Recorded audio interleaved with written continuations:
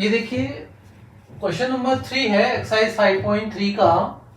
यहाँ इसके 10 पार्ट्स हैं क्वेश्चन नंबर 3 के, एक एक करके मैं करा रहा हूँ। ठीक है, फर्स्ट पार्ट देखते हैं। Given a is equal to 5, d is equal to 3, an is equal to 50, find n and s of n।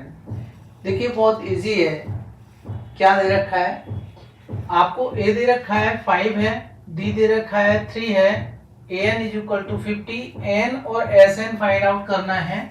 अगर n आपका निकल आता है, ठीक है, तो s ऑफ n भी इजीली आ जाएगा। n कैसे फाइंड आउट करना है? हमें फॉर्मूला पता है an is equal to a plus n minus 1 into D. यहाँ देखिएगा an है हमारा, a है, कॉमन डिफरेंस है, n की वैल्यू निकल आएगी। अब आप देखिए a दे रखा है, d दे रखा है, an इज इक्वल टू 50 है, तो an का फॉर्मूला अप्लाई करेंगे nth टर्म का। ठीक है, जो जनरल फॉर्मूला है वो अप्लाई करेंगे। हम देखते हैं कि 1 2 3 टर्म दे रखे हैं, चौथा टर्म यहाँ निकल आएगा।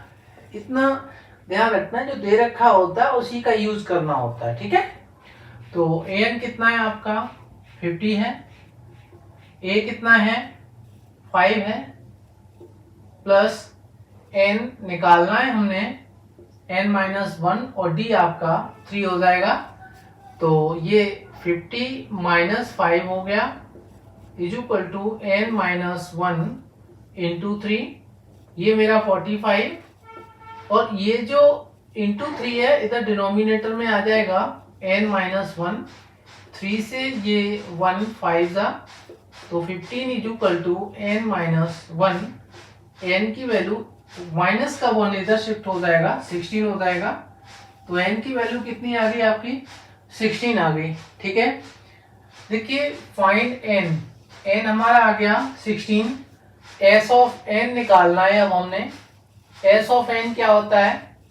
देखिए s ऑफ n का मैंने दो फॉर्मूले बताए थे, एक a प्लस एल आता है ब्रैकेट में, और दूसरा 2a plus N minus 1 into D आता है। यहाँ पर l दे रखा है, नहीं दे रखा ना, तो हमें कौन सा फॉर्मूला यूज करना है? s of n is equal to n by 2, 2a plus n minus 1 into D.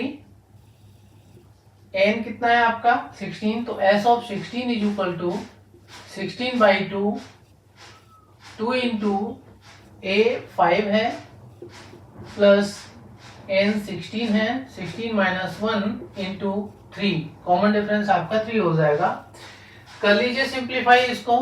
s of 16 is equal to 2 8 जा 16, 2 5 जा 10, प्लस ये 15, 3 जा 45, आपका 8 इंटू 55 हो जाएगा, 8 5 जा 44, 8 5 जा 40 एंड 44, तो s ऑफ 16 आपका कितना आ जाएगा?